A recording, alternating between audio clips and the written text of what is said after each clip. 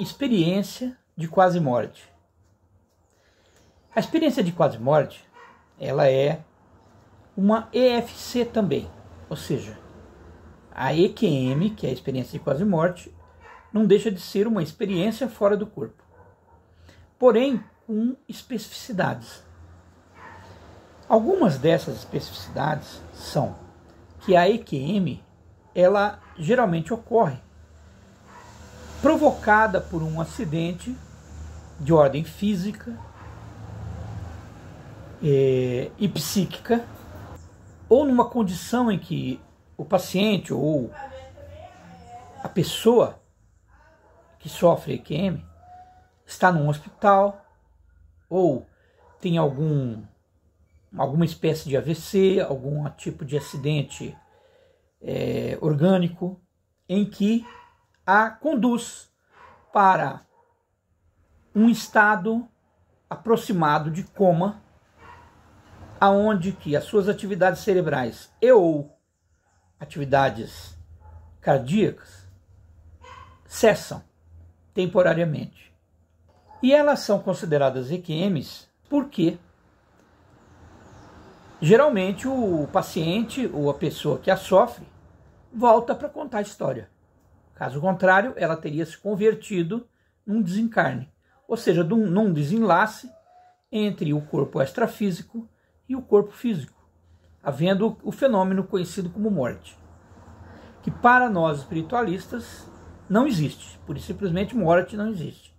O que existe é o fim do corpo físico, e o corpo físico é apenas um veículo de evolução, um veículo em que o espírito ou a consciência se manifesta durante um tempo relativamente curto, comparado à eternidade, portanto é um momento apenas da eternidade, em que durante algum tempo se vive a experiência no corpo, e se aprende, e se absorve, em que o espírito ou a consciência evolui, cresce. Portanto, a especificidade principal da EQM é de que é efetivamente um evento de quase morte. Quer ele seja aceito pela ciência acadêmica, quer não. Porém, existem muitos pesquisadores de origem científica que têm se debruçado e se aprofundado nesse assunto com todas as características ou com todos os recursos, aparatos, com viés científico. Um desses cientistas ou um desses pesquisadores, ele tem um canal aqui no YouTube conhecido como Afinal, o que somos nós? Trata-se de um físico chamado Carlos Mendes, paulistano, e que a partir do ano de 2017 iniciou entrevistas semanais com inúmeros pacientes ou entrevistados que vêm através dessas entrevistas relatar a sua EQM ou as suas EQMs, porque há casos em que a pessoa sofreu 3, 4 EQMs durante a sua vida. E vem através dessas entrevistas fazer esses relatos. Um canal que eu recomendo com extrema veemência para a compreensão desse tema, que é de uma relevância ímpar. Por quê? Porque ela transforma, porque ela modifica a maneira de quem estuda e se debruça nos assuntos espiritualistas compreender esses fatos, compreender as coisas do espírito, as coisas da consciência. E mesmo para os espíritas, que são espiritualistas especiais, porque se dedicam a estudos, ciência versus espiritualidade, os espíritas dedicados, é claro, aqueles que se aprofundam, leram todas as obras de Allan Kardec e procuraram estudá-las, interpretá-las, e não tornaram apenas o espiritismo uma religião, mas uma doutrina filosófico-científica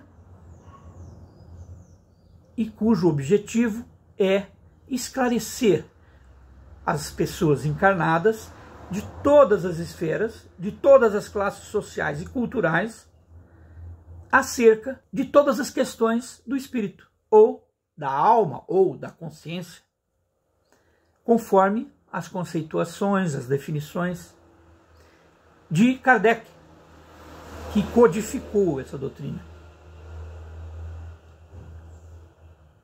e fundou essa doutrina em 1857, se eu não me engano, através do lançamento O Livro dos Espíritos.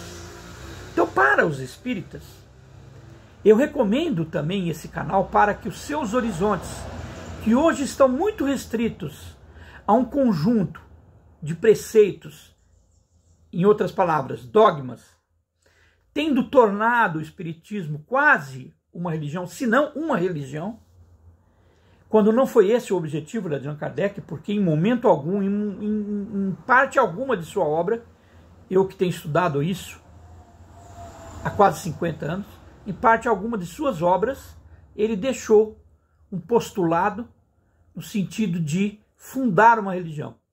E muitos a encaram como uma religião e preceituam uma série de regras que eu considero que são limitantes para o aprofundamento dessas questões. Portanto, tendo feito essa pausa, esse parêntese, recomendo a todos os buscadores espiritualistas, sejam eles espíritas ou não, que acessem aquele canal, porque a diferença será enorme na forma de enxergar o próprio espírito, na forma de enxergar cada um de nós e compreendermos, afinal, o que somos nós. E lógico que isso não se dará nem tanto pelas entrevistas, pelas centenas de entrevistas já existentes e daquelas que ainda advirão, mas produzirão em cada buscador sério, em cada buscador compenetrado, como eu, uma necessidade de aprofundamento, uma necessidade de redefinição de conceitos acerca do que nós sempre acreditávamos no que fosse o espírito. Porque cada um dos entrevistados, em cada uma de suas EQMs, porque cada EQM é uma experiência completamente inusitada, nos fornece informações inéditas, com alguns padrões que caracterizam e definem o que seja experiência de quase morte. Então, acessem aquele canal, se inscrevam, façam isso. E para aqueles que, como este vídeo tratará da minha segunda EQM, se não assistiu ainda o primeiro vídeo, parte 1 das minhas EQMs, que foi o vídeo imediatamente anterior, recomendo que o faça, o link também estará na descrição. E se não conhece o nosso projeto, acesse o vídeo introdutório, que também estará na descrição, para conhecer os nossos objetivos e o que aqui nos dedicamos aqui neste canal. Acompanhe-me até o final, esteja comigo para compreender o contexto. Eu não garanto que este vídeo ainda encerrará o relato desta especial experiência que eu passei no ano de 1992, porque ela realmente tem um contexto um pouco extenso. Eu pretendo não deixar o vídeo tão longo assim. Talvez eu tenha que dividi-lo em 2. Então, uma parte 2, parte 3. E, finalmente, depois, na sequência, o meu vídeo em que eu farei o relato da minha terceira experiência, que ocorreu um ano depois desta que eu vou relatar hoje, no ano de 1993. Estejam comigo, fiquem comigo, sejam bem-vindos ao canal Alvorada da Paz, o canal da transição planetária.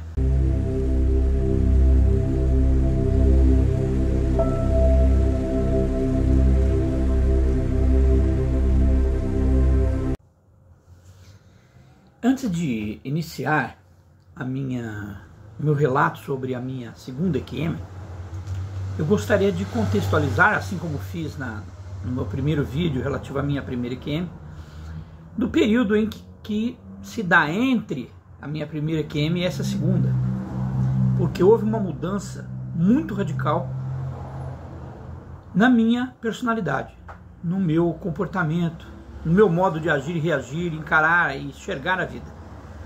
Claro que, obviamente, eu estava adentrando o período de pré-adolescência e nesse momento nós sabemos que psicologicamente toda criança que começa por esse período, ele sofre uma série de mudanças hormonais, distúrbios.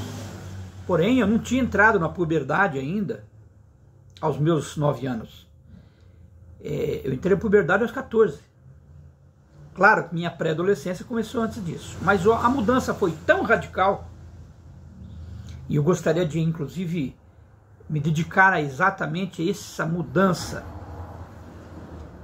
que sugere aí um imprint que eu pretendo falar ao final dos relatos, ao final do relato da minha terceira EQM.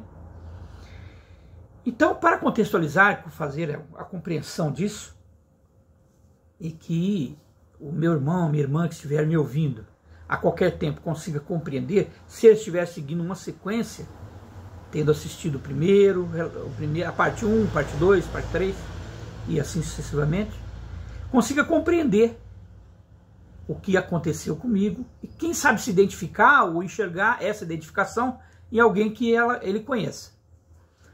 Então, vamos lá. A partir da minha segunda EQM, eu retornei para casa, eu quebrei o braço, fiz uma cirurgia, eu retornei para casa. Os dias transcorreram normalmente. Eu fiquei com gesso, me lembro, 40 dias.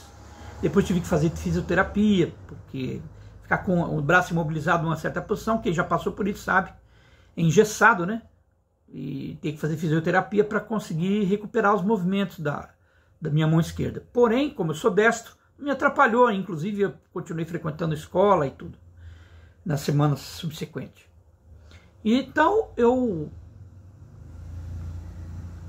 voltei para casa, os dias transcorreram, e as coisas começaram a acontecer comigo e ao meu derredor, ou seja, com a minha família, porque minha vida era a minha família. A minha vida, eu morava, na época, numa vila, ou seja, a última casa da vila, é como se morasse num condomínio fechado. E o meu universo era aquela vila. Eu não saía até então, não saía para fora. Muitas mudanças ocorreram também, inclusive, não comigo, mas com a minha família. Eu tive então a EQM em 1900, a primeira EQM no ano de 1975. Em 3 de maio de 76, eu mudei. Né? Meu pai comprou uma outra casa e eu mudei para aquela casa em que eu morei até casar, aos meus 28 anos. Então, da vila, num sistema onde eu morava, um sistema relativamente fechado, as crianças das famílias da vila, não tinha portão, não é o mesmo conceito de condomínio fechado, porque não tinha portão, mas nós éramos proibidos, né? Éramos vigiados, monitorados pelos pais, tal, ou babás, ou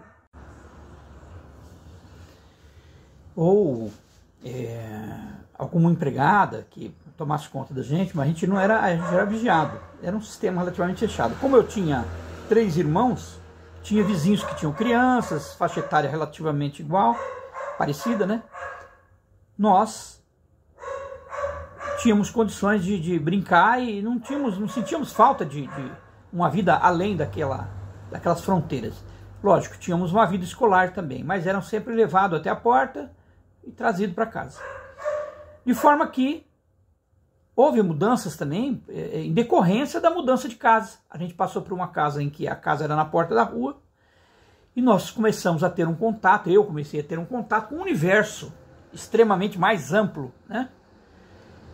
Que me convidava a sair de casa, a conhecer outras coisas, outros lugares, ter novas amizades.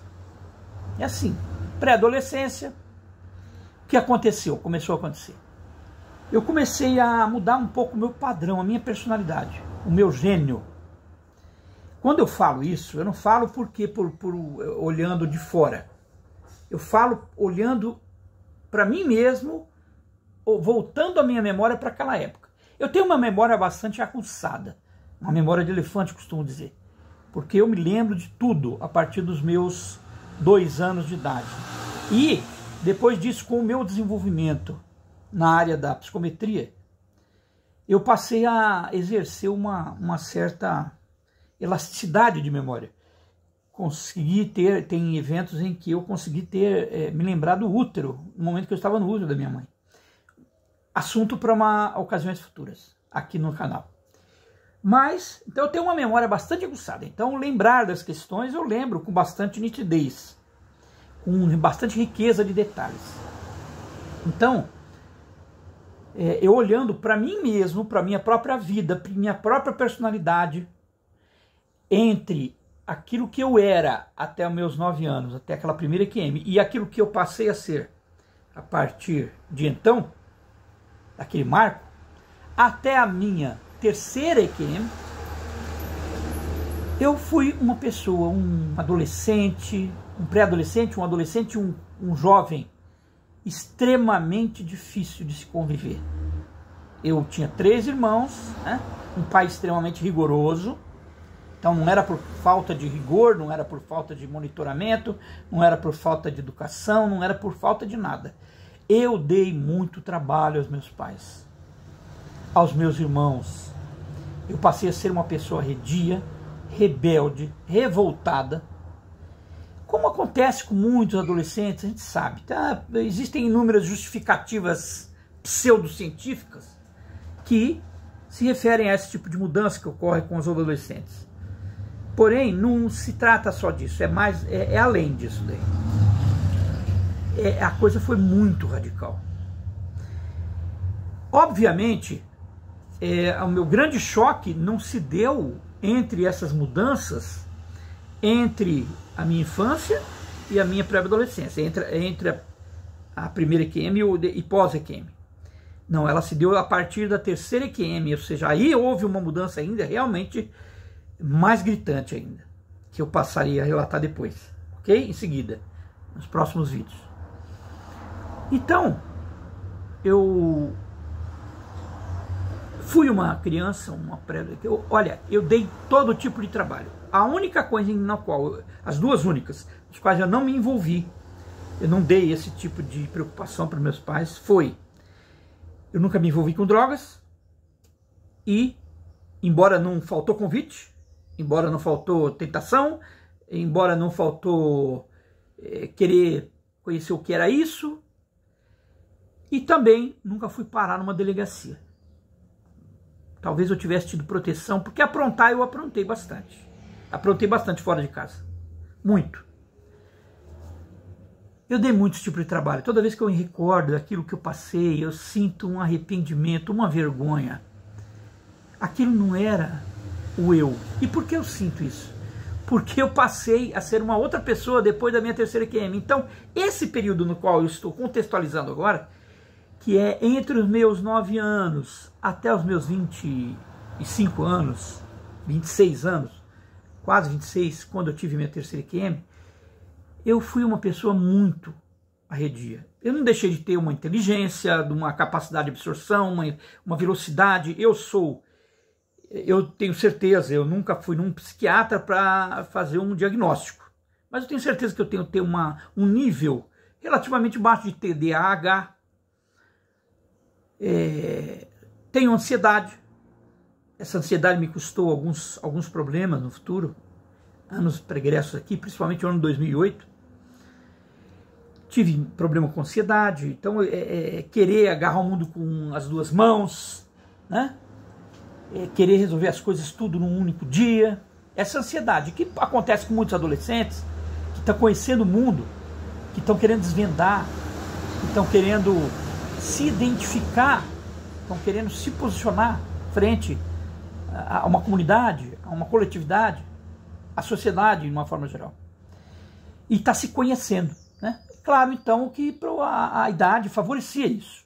Não tenha dúvida, eu não estou querendo contradizer nada disso.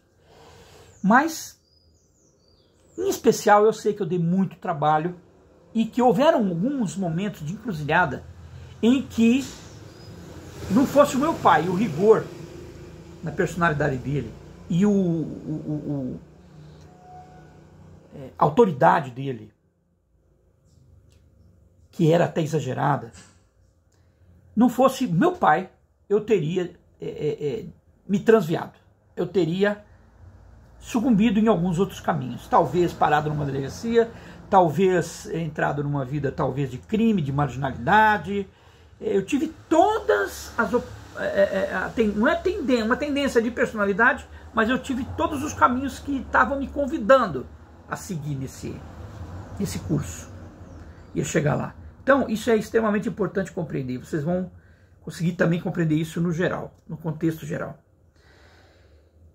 Aos meus 18 anos, é óbvio, antes disso não, porque além de eu estar monitorado, sempre teve uma questão ética. E embora meu pai fosse um alcoólatra, ou seja, um mau exemplo para os filhos, obviamente, mas pelo alcoolismo, a gente sabe que é uma doença. E ele teve esse problema do alcoolismo a vida inteira. Ele vigiava para que a gente não descambasse para isso. Ele procurava não beber na nossa frente e frequentava boteco. Mas ele voltava com o resultado da bebida, né? Com o resultado da embriaguez. E a gente conviveu com isso a vida inteira até o ano de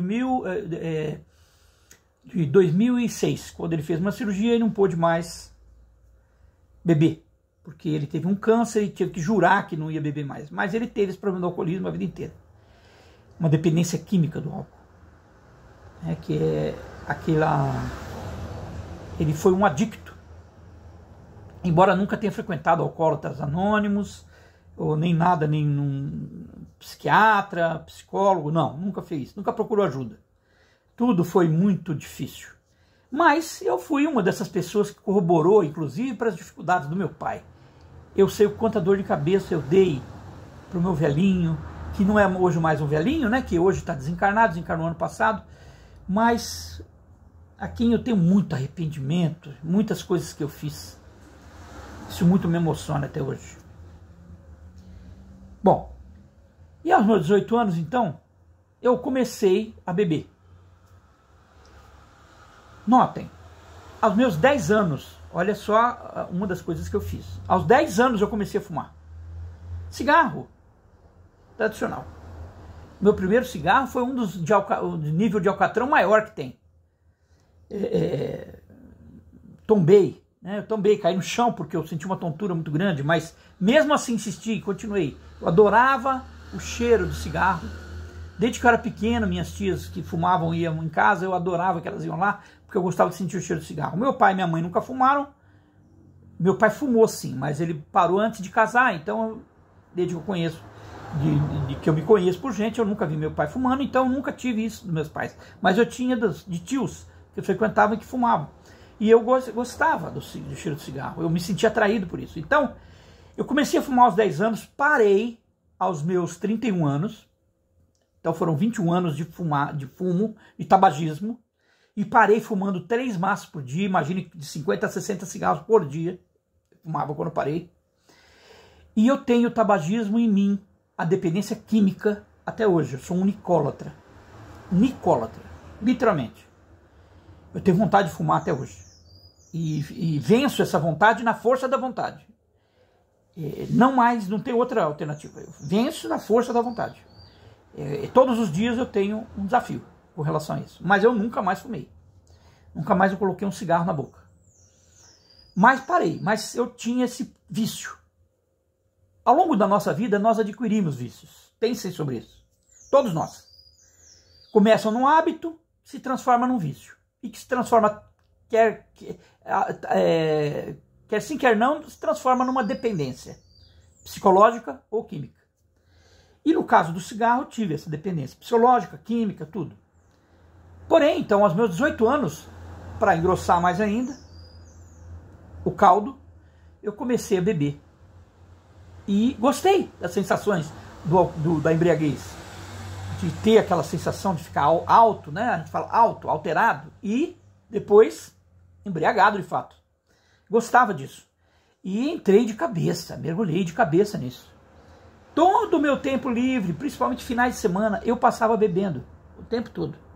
E foi nesse contexto, portanto, no alcoolismo que eu estava desenvolvendo, em que eu tive a minha EQM. E tive a minha terceira EQM também. Foi nesse contexto. Então agora eu vou passar a relatar a minha segunda EQM, para não deixar muito extenso esse vídeo.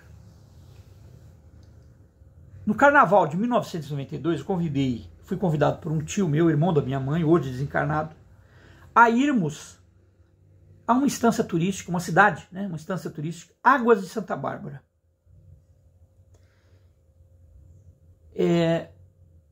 E ao chegar lá, não conhecíamos ninguém, eu não conhecia ninguém, eu só conhecia os dois rapazes que foram conosco na viagem. Fomos num carro só, meu tio dirigindo, eu no carona e os dois atrás, os dois irmãos atrás. E o nosso anfitrião lá seria o primo desses dois irmãos, o primo mais velho. Ele era dono de um estabelecimento comercial e a casa dele contígua ao estabelecimento. Um restaurante, lanchonete, pizzaria, bar. Tudo junto. Me lembro nitidamente como se tivesse sido ontem. E fomos lá. Chegamos numa sexta-noite, dormimos, fomos muito bem recebidos. No sábado de manhã, a gente sentou naquele bar, lanchonete lá, para jogar dominó, baralho, e ficamos. E nisso a gente ficou até as 7h30 da noite.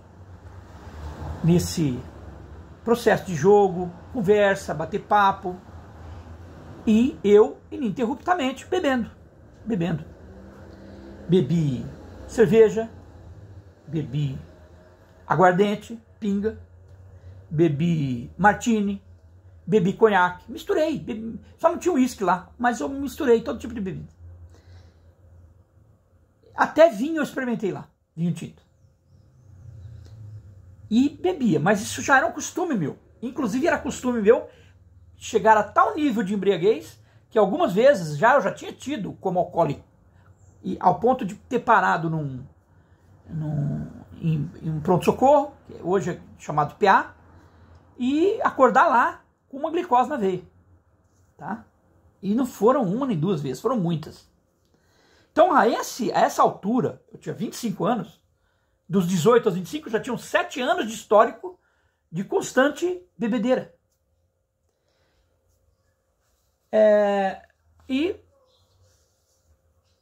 Portanto, eu fiquei bebendo o dia inteiro. E com essa mistura de álcool, não me alimentando corretamente, né? Cheguei no final da tarde, 7h30, eu já estava já estava embriagado. Mas ainda consciente, ao ponto de poder brincar, de poder, olha, vamos sair, vamos para o carnaval de rua. Fomos a carnaval de rua, voltamos. E lógico, carnaval de rua, dentro do estabelecimento, fora, na cidade, sempre bebendo. Quando chegou às 11h30 da noite, vamos para uma festa? Vamos para uma festa. Festa num clube da cidade, ficava algumas quadras de lá, o único clube da cidade. E fomos fazer aquele baile de carnaval, entrar no baile de carnaval, eu, aqueles colegas que tinham ido conosco na viagem, meu tio não foi, ele não participava muito disso, e inclusive meu tio não bebia, tá? Ele bebia refrigerante, água, suco, só isso. Ele não bebia álcool. Ele fumava só, mas não bebia. E fomos só os jovens lá pro clube. E lá eu terminei minha noite bebendo. 3h30 da manhã eu cheguei num ponto em que eu falei, eu preciso voltar.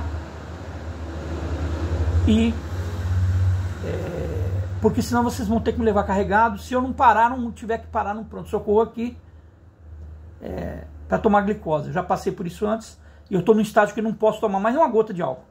Eles concordaram comigo, depois de muita insistência, me levaram, me acompanharam, voltamos para onde a gente estava hospedado. O estabelecimento ainda estava aberto, eles serviam, tinha uma tradição de servir canja de galinha, me lembro, e fui também com a intenção de tomar uma canja de galinha. Chegando nesse estabelecimento, a gente sentou numa cadeira para poder pedir a canja, a gente pediu já, eu não cheguei a tomar. E, antes de vir a canja, um dos rapazes, que estava também alterado, embriagado também, veio me desafiar com uma saideira. Essa saideira consistia numa porradinha.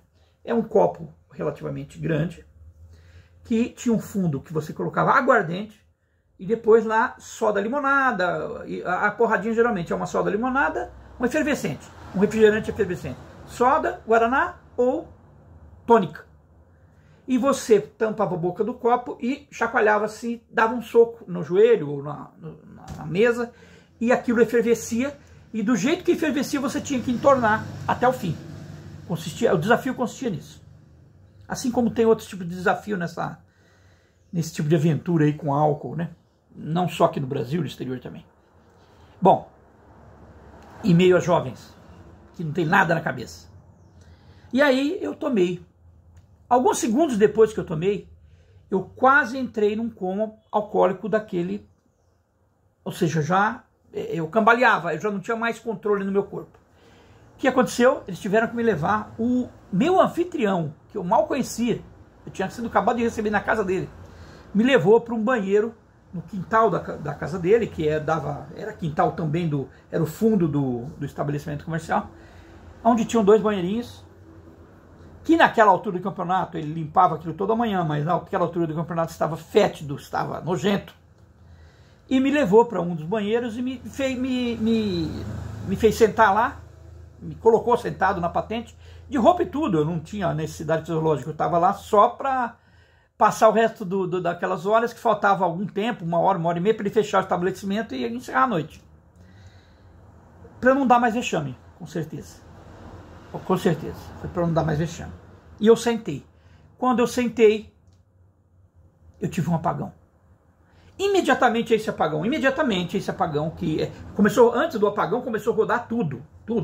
Para quem já bebeu, já teve uma embriaguez, sabe disso. Começa a rodar tudo, como se fosse uma labirintite, extremamente forte. Roda e depois você ou desmaia ou vomita. E no caso eu tive um apagão, escureceu tudo.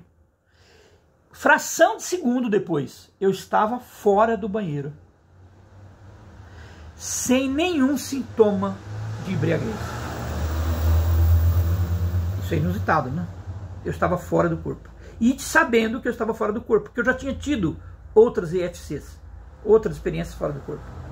E então eu estava fora do corpo, do lado de fora dos banheiros, olhando para o quintal, cheguei a olhar onde estava a lâmpada, tinha um bebedouro, com 2 torneiras, bebedouro grande de alvenaria, o quintal, estava vendo tudo, deu para ver tudo, bem rapidamente eu vi esse cenário e pensei que, estando fora do corpo, que talvez eu tivesse desmaiado no banheiro. Tentei até retornar. Quando eu retornei, eu estava então na minha vista periférica atrás, eu estava vendo o banheiro, estava vendo a luz, estava vendo o quintal. Quando eu pensei em retornar para o banheirinho, atravessar a porta, né? Porque a gente atravessa a matéria quando está fora do corpo. E atravessar para ver o meu corpo e pensando em tentar voltar para ele para poder reverter, né, o processo, eu não consegui enxergar mais o banheirinho. De repente ficou tudo escuro. Tudo escuro. E aí eu voltei só que a luz da lâmpada do quintal ainda estava tudo escuro aqui, mas atrás eu estava enxergando luz. Quando eu voltei, esse de voltar, entendam, eu não tenho certeza, não posso precisar que se eu estava voltando no meu corpo extrafísico, ou se simplesmente a consciência da gente tem você consegue ver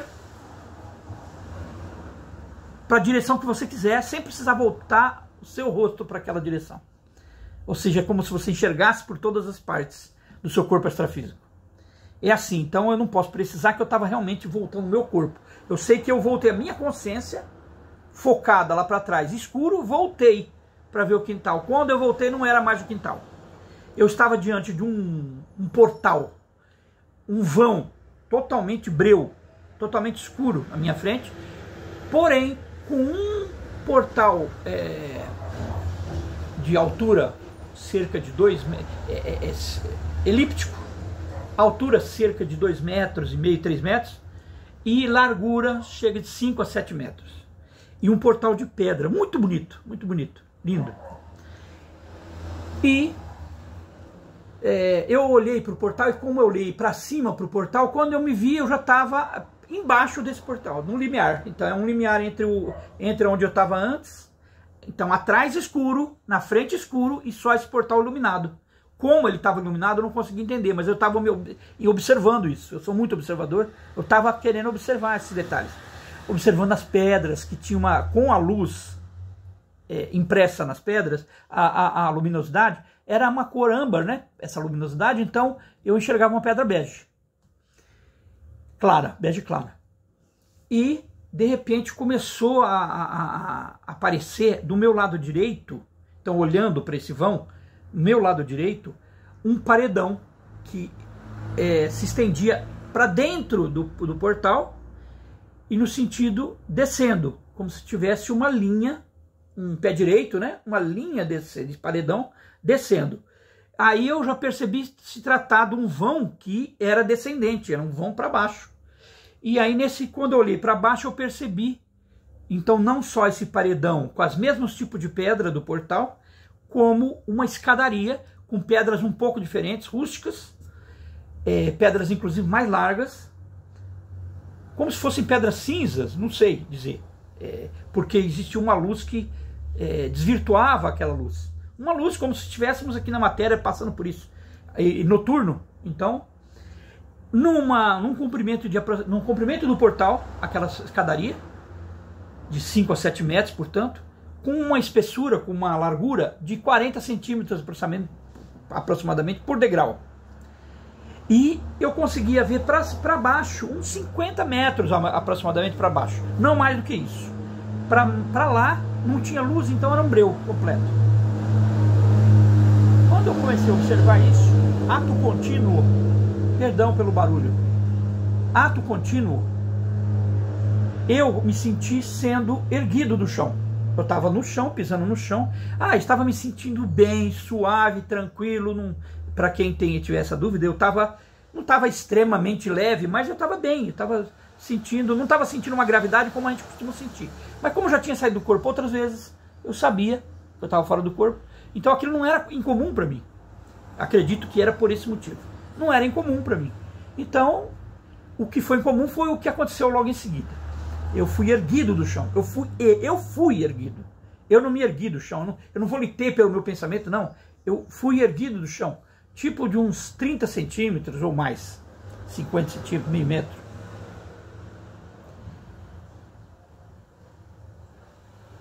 Do chão. E eu percebi então que eu estava sendo movido por uma outra mente, por uma outra presença.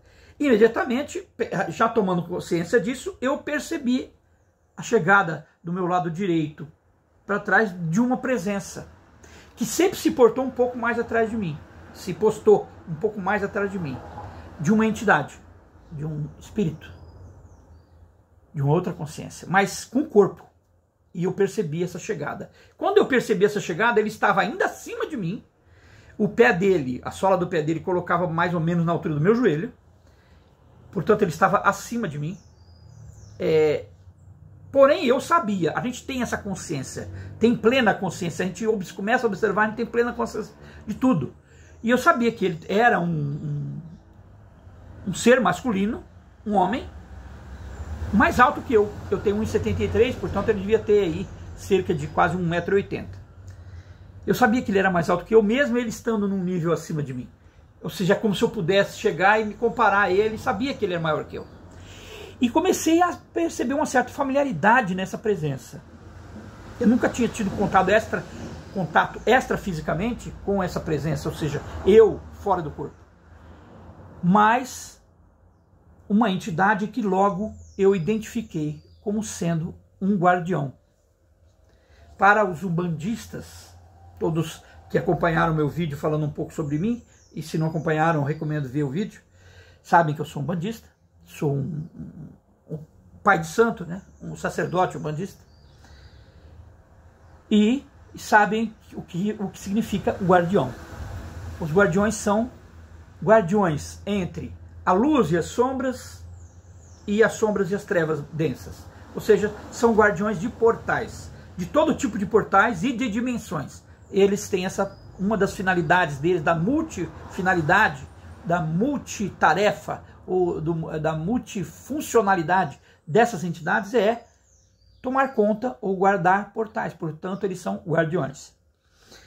Então, era um guardião que eu já conhecia, o Senhor Sete Cruzes, que já tinha incorporado por mim com o qual eu tinha contato constante, já fazia alguns anos, desde o início do meu desenvolvimento mediúnico.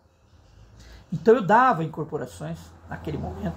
Eu ainda não era sacerdote, eu era frequentador de uma casa de umbanda, mas ele dava incorporações através de mim. Quem conhece os guardiões sabe também que eles são serviçais, ou seja, eles servem, espíritos de serventia, para mentores espirituais ainda mais iluminados e proeminentes, que são os verdadeiros mentores, principalmente nas linhas de umbanda. Ok? Mas mentor nós temos em todo lugar, né? Basta ser um professor para ser um mentor, né? Então, é isso que ele representava para mim. Eu estou contextualizando isso porque tem tudo a ver com o processo emocional, ou moral, ou sentimental, ou tudo que eu sofri a partir daquele momento. Então ele representava um espírito de muita afinidade minha, no sentido de eu tinha uma admiração muito grande. Era um professor, um mestre e de certa forma um pai. Claro que ele não representava o tanto quanto representava o meu mentor principal. E que por coincidência ou não, era o mentor dele também. É o espiritual ao qual ele servia, um dos quais ele servia, e era mentor dele também. Era mentor comum. É meu e dele. Porém, ele com uma hierarquia, pelo menos intelectual ou circunstancial, maior que a minha. É o meu professor, meu mestre, o Senhor Sete Cruzes. E esse ser, cuja identificação se deu através da vibração, porque é assim que eu consegui identificar os espíritos. No meu desenvolvimento mediúnico, eu aprendi a fazer isso, através das vibrações. É uma identidade, é como se fosse uma digital. Cada espírito tem uma vibração específica, numa frequência específica, e que identifica ele, a individualidade dele. E eu sabia de que se tratava. Porém, ele não me olhou nos olhos. Tivemos essa oportunidade de trocar olhares. Pela primeira vez eu estava fora do corpo consciente, para poder trazer para a memória do meu corpo. E eu não tive condições de olhar o olho dele. Mas eu olhei as características dessa entidade. Como ele estava vestido, como ele estava se portando, ele tinha um medalhão, ele se postava e tinha a vestimenta de um guardião, com uma capa enorme, caída sobre os ombros dele para trás, fundo cinza e o exterior dela vermelho. A roupa toda branca, como cor de linho branco, inclusive o tecido, se não me engano, era de linho, da roupa toda branca dele, calça, as botas que ele vinha até os joelhos, a camisa solta. Lindo, ele estava vestido de uma forma linda, maravilhosa. Assim, uma coisa mitológica. E com um cinturão e um medalhão metálico na altura do plexo solar, e um medalhão exposto com um pingente de tecido, com um medalhão aqui sobre o peito, elíptico, com vários símbolos esotéricos e cabalísticos. E esse medalhão dourado. Isso também eu reparei. Ele estava com... E foi difícil conseguir olhar para o semblante, para o rosto dele. Quando eu consegui, eu observei que ele tinha uma barba perfeitamente recortada, rente ao rosto, não muito espessa, mas bem rente ao rosto, mais volumosa, né? E perfeitamente recortada. Um rosto quadrado e um olhar fixo na direção da onde nós estávamos descendo. E durante esse processo de observação, já não estávamos no portal. Já tínhamos descido. Ele estava me conduzindo. Eu estava sob o influxo magnético dele completo. Eu era uma agulha e ele um manipulador magnético, tipo um imã, que me manipulava uma certa distância ao lado dele e eu descendo. Percebi uma das percepções que eu tive desde o início também, que a luz daquele portal era iluminada através do corpo dele. Todo o corpo dele é como se fosse uma lâmpada. Emanava uma luz, como se fosse uma lâmpada. Eu enxergava tudo como se uma luz estivesse incidindo sobre ele, mas ao mesmo tempo a luz estava saindo dele, direcionado aonde a mente dele, o foco da atenção dele estivesse. Portanto, aquela luz do portal era o que ele queria que eu enxergasse. Portanto, a luz da escadaria e do local era a luz que emanava dele e que ele queria que eu enxergasse, o portal e os detalhes. Então a luz não saía do meu corpo, Do meu corpo não tinha luz nenhuma, tanto que eu olhava para o meu lado esquerdo, para eu ver o meu braço, eu tinha que movimentar, e eu fiz esse teste. E eu via o meu braço iluminado aqui, porque a luz saía dele, que estava aqui atrás. Mas quando eu colocava para baixo atrás, eu sentia meus membros, mas eu não via luz nenhuma. Não via luz nenhuma. Luz perfeita, perfeita escuridão. E dessa forma nós estávamos descendo. Cadentemente, não extremamente veloz, eu não estava me sentindo numa velocidade muito grande. A gente podia medir isso por relação ao paredão. Era uma descida cadenciada, como se estivesse andando a pé, porém flutuando, volitando. E sob o influxo dele. E eu percebendo no semblante dele, uma coisa que eu percebi no semblante dele, eu não conseguia ler os pensamentos dele. Eu perguntava as coisas, não vinha nada na minha cabeça. As únicas respostas que eu tinha ao pensar era a minha mesma, da minha própria consciência, do meu próprio eu interior ou superior, mas não dele. Dele não vinha nada, não vinha nada. Porém, eu comecei a perceber que do semblante dele, um semblante sisudo, severo, austero. Não tinha sorriso. Um semblante austero, sério.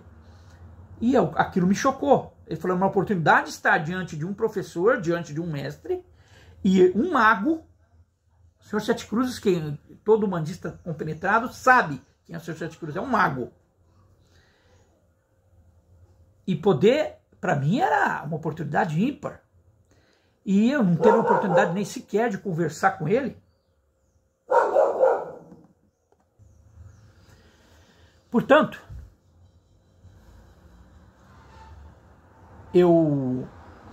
aquilo me chocou profundamente. E aí, olhando no semblante dele, eu comecei a tentar observar, ou me perguntar, já que ele não me respondia, perguntar por que ele estava assim, daquele jeito. Porque nós estávamos numa situação como aquela, em que eu não estava tendo liberdade, estava descendo, eu não estava me tocando exatamente qual a destinação nossa. Já tinha me esquecido completamente da minha condição anterior, de ter abandonado o banheiro, de ter estado fora do corpo por isso. Ou seja, é o aqui e o agora. A consciência nossa é o aqui e o agora naquele momento. E aí, eu me perguntando, eu tive uma resposta através de sentimento e não através de palavras. É diferente. Eu consegui ler o sentimento dele. Uma profunda contrariedade, mágoa, tristeza, então, essa maior de todas. E por isso a austeridade. Ele estava tentando disfarçar o sentimento dele, que era de pura contrariedade. Pura contrariedade. E eu sabia que era por minha causa. Então, momento a momento, segundo a segundo, no momento então que eu percebi esse sentimento, eu percebi o porquê que ele estava contrariado comigo. O que eu tinha feito? Quando eu fiz essa pergunta, imediatamente eu tive a recordação então daquilo que eu não tinha consciência até então, voltando à memória da minha condição anterior de embriaguez. E aí uma pergunta que leva a outra, uma pergunta que leva a outra, bem rapidamente no cérebro, né? Não, no cérebro não tem cérebro, é no corpo extrafísico, mental, que me levou à resposta de que ele estava contrariado pela minha degradação moral, ao ponto de ter 3 pontinhos chegado naquele momento. Ou seja, próxima resposta que eu obtive, que foi conclusão lógica, eu tinha desencarnado. E ele estava me conduzindo para o umbral. Na verdade, nós já estávamos no umbral. E aquela era uma encosta. Ato contínuo. Próxima resposta. Pensamento. Conclusão. Eu estava sendo conduzido por ele para o Vale dos Suicidas. Eu nem bem acabei de pensar isso. Eu comecei a ouvir um zum de voz, um vozerio. E grunhidos, junto com esse vozerio, grunhidos, vozes, lamentos, choros, gritos lacinantes. Abaixo, na direção abaixo de nós, mas bem para baixo. A luz ainda estava atingindo um ponto em que eu só estava vendo o paredão. Não demorou muito, tipo alguns segundos, eu observei lá embaixo. Eu acho que propositalmente ele fez a luz chegar até mais para baixo, tipo uns 70, 80 metros. Ou mais, talvez, não sei. Porque a gente tem a capacidade de dar o zoom. eu observei um vão. Não era mais paredão lá para baixo, era um vão, cujo pé direito eu não dava para enxergar. É como se fosse um vão vazio, para cima e para baixo. Um vão. E que delimitava aquele paredão, que continuava sendo um paredão, só que um vão escuro. E dava para saber a delimitação justamente porque o escuro que eu estava vendo não era tão escuro quanto para dentro do paredão, para dentro do vão. Para dentro do vão conseguia ser mais escuro, como se pudesse o preto ser tingido de mais preto. É exatamente isso, não tem outras palavras para definir. Até o momento em que nós migrando para lá, e eu percebendo, e eu tendo uma vontade imediata, uma reação imediata de não querer mais ir. E tentei me debater, e eu não conseguia. Quanto mais eu tentava me debater, mais o mal-estar. Maior o mal-estar. E não é um mal-estar que dá para ser comparado a um mal-estar físico, não é isso. Mas é um mal-estar de ansiedade e de angústia, muito grande. E não consegue, você está magnetizado. Não existe dor, porque ele não está te machucando, está magnetizado, você não consegue. Você tem liberdade somente com seus membros, mas mesmo assim, você não tem liberdade de movimento. O movimento era na cadência dele.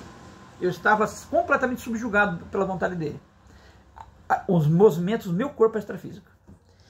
E aí, eu tentando retornar, ou pelo menos me voltar junto dele para fazer pergunta, parar ele, sabe? Parar ele. A minha sensação de falar, eu não consegui.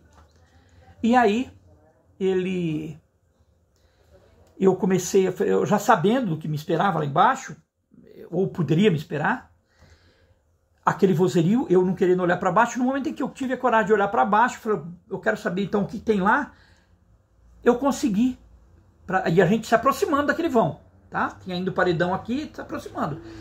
Para fora do vão, mãos, braços retorcidos, disformes de seres humanos. E apêndices do tipo patas de aranha gigantes saindo para fora do vão. Eu comparo a patas de aranhas gigantes, não é que eu tenha visto aranha, mas quando eu cheguei lá no vão eu vi, já vou contar. Patas de aranhas gigantes saindo para fora. Todos eles tentando ir para trás, para onde nós estávamos. E eu sentia, toda vez que vinha um braço para fora, eu sentia um repuxo para aquela direção, do meu corpo. E aquilo me angustiando, cada vez mais me angustiando. Até que os gritos que estavam ininteligíveis até então começaram a muitos deles ficarem inteligíveis. Uma série de palavrões, de blasfêmias, de gritos desesperados, como se fossem gritos de dor. E entre eles alguns gritos que diziam mais ou menos assim.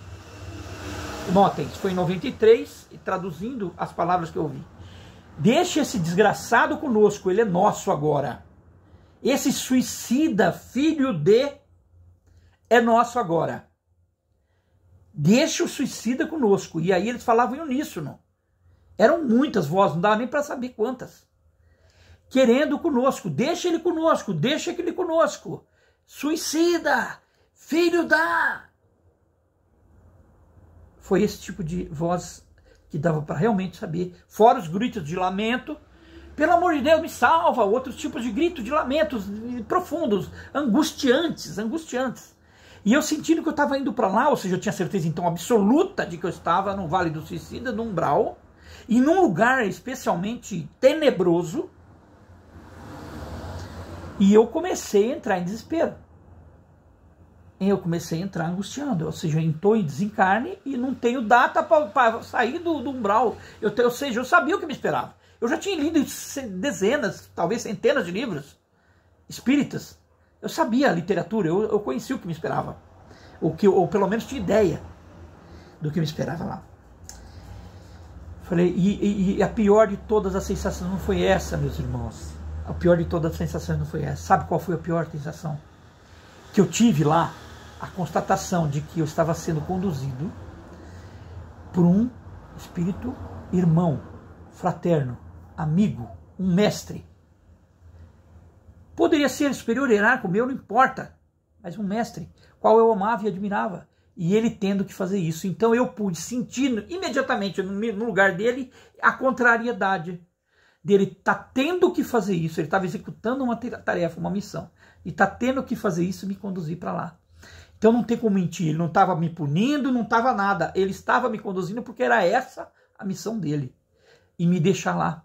Eu já sabia de tudo, e aí eu comecei a pedir a intervenção dele. Já que ele estava me conduzindo, eu queria saber se ele tinha mérito, eu poderia me obter, através do mérito dele, um salvo-conduto. E ele não respondia. Ele estava severo. Lógico que ele estava me ouvindo, mas ele não tinha resposta para mim. Olha, foram momentos angustiantes. Foram momentos angustiantes. Desculpe, eu estou sentado numa cadeira aqui que ela vai abaixando o amortecedor dela, ele cede e vai baixando. Está com defeito. Então, o momento foi de angústia. Então, minha maior angústia era saber que eu estava dando esse trabalho. Mas todo o trabalho que eu já tinha dado para tanta gente na minha vida até então, eu estava dando mais esse trabalho. E estava contrariando, estava causando uma sensação de tamanha tristeza e angústia. De tal forma que eu estava podendo sentir o que ele estava sentindo. Tudo o que ele estava sentindo. Prestem bem atenção nesse detalhe. É um negócio muito triste. Bom, continuamos descendo até o momento em que nós penetramos, então, a altura do vão. Quando chegou na altura do vão, é como se a força dele estivesse puxando para eu ficar estático lá, e a força do vão, com todas as mentes que me queriam para lá, estivesse me puxando. Fora que me grudavam em mim aquelas mãos pegajosas e as patas de aranha. Que no final das patas de aranha tinha uma mão disforme de ser humano. Olhando lá para dentro, querendo saber se era uma aranha mesmo, eu vi pelo menos duas, cujo miolo dela era uma cabeça de ser humano, sem cabelo, e olhos avermelhados e diabólicos, querendo me puxar, para me tragar para aquele meio.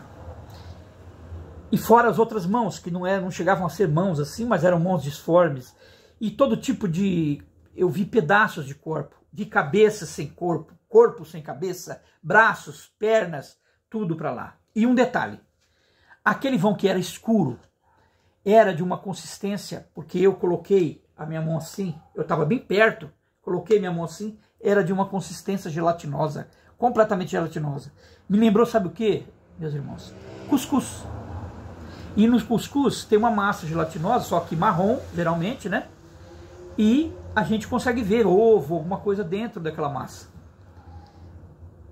Ou então uma gelatina, um doce de gelatina, que a gente consegue ver se ela for com chantilly ou com alguns pedaços de doce dentro da gelatina, a gente consegue ver desse tipo. E eu conseguindo ver todos os corpos. Daí para frente. E o zoom da minha vista eu conseguia ver 100 metros, 200 para frente. Lotado. Lotado. Conseguia ver o paredão atrás de nós? Já não conseguia mais. E essa pouca luz que eu conseguia ver, porque era uma luz que se incidia num escuro. E por isso eu conseguia ver a luz que emanava dele. Imagina se eu teria luz quando ele se afastasse. Eu sabia que eu ia ser abandonado nessa escuridão e estava sendo sugado para dentro daquele vão e que me levaria para sabe-se lá para onde. Bom, num dado momento daquela angústia, daquele sofrimento, daquela tensão nervosa, daquela ansiedade, daquela tristeza profunda, aquilo que estava me martirizando, que era o meu arrependimento.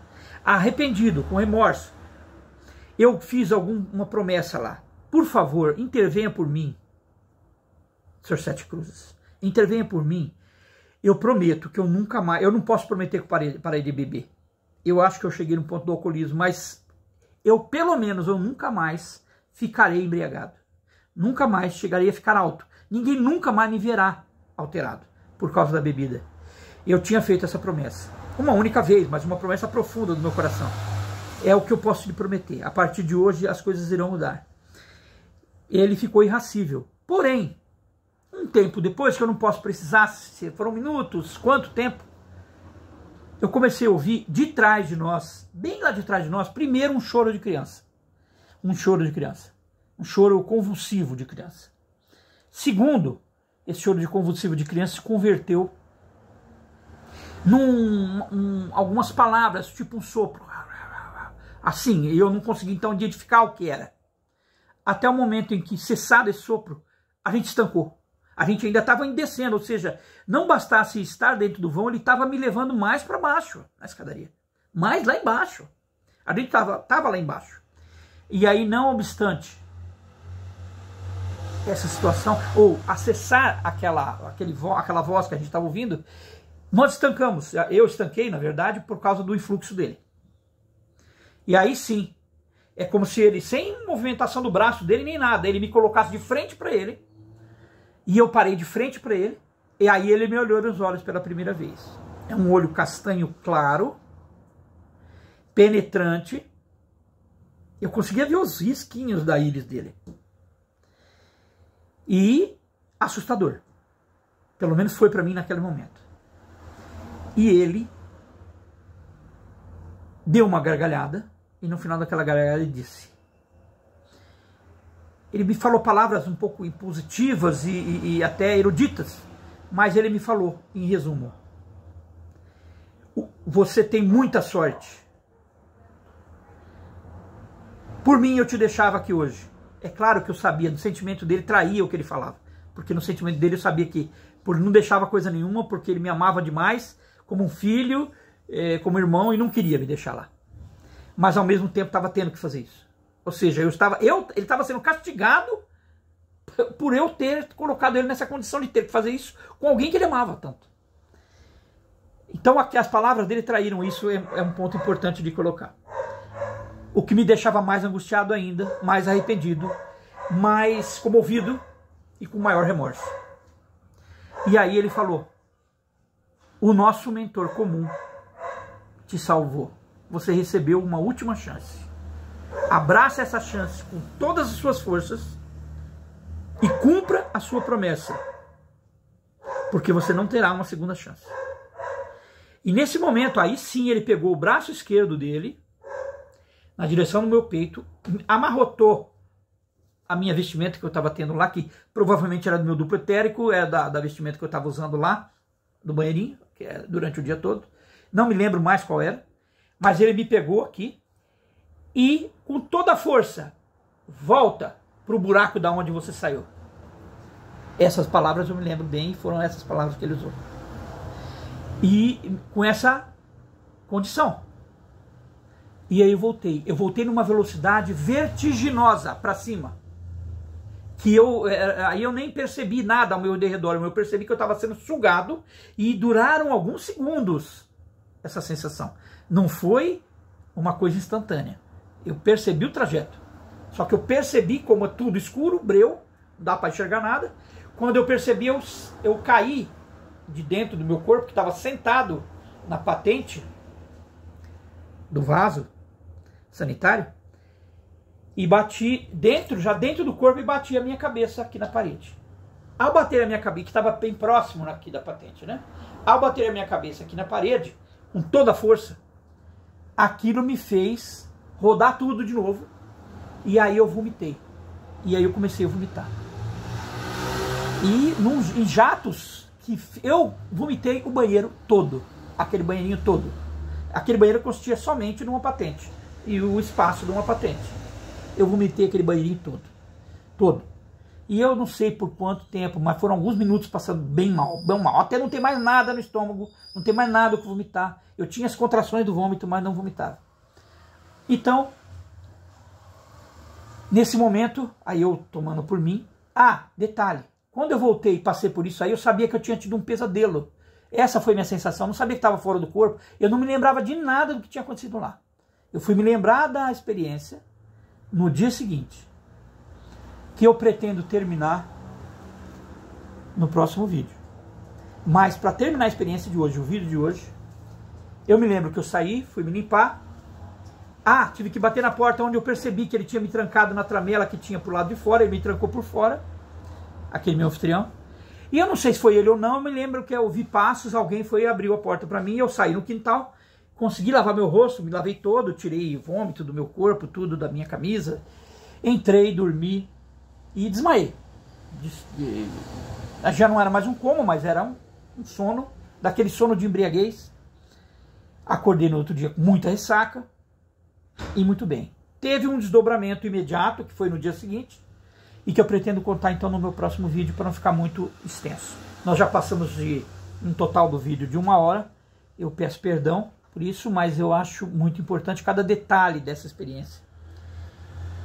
É uma experiência excruciante. Lembrar disso como se tivesse sido ontem traz uma sensação física de arrepios, de voltar a ter aquela sensação de todo aquele lugar.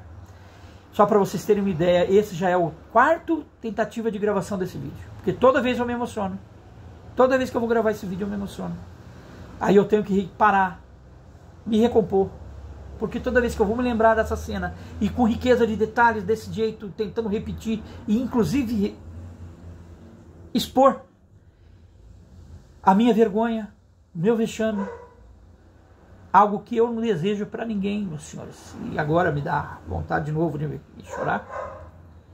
Eu não desejo isso para ninguém. Mas teve um desdobramento e um finalmente de toda essa história, inclusive depois da minha terceira IQM, é bastante feliz. Porém,